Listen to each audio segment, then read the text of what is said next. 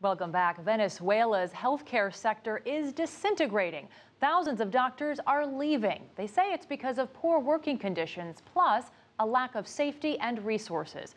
As Markovits reports, the mass exodus is a prescription for disaster for millions of people already struggling to stay healthy.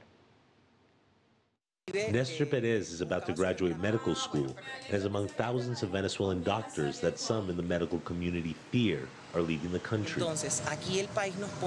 Life in Venezuela is getting harder by the day. Safety and the economy are major concerns.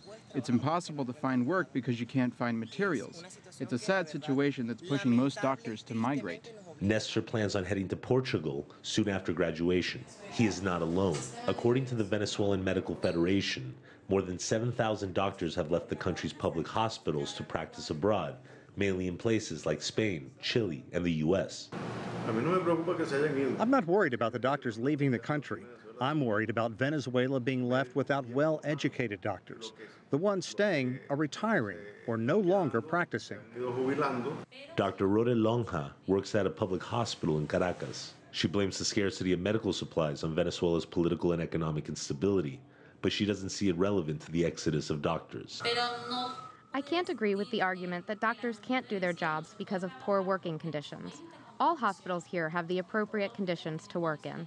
It's hard to say what the exact doctor-to-patient ratio is here in Venezuela, but the shortage of medical personnel is clearly visible.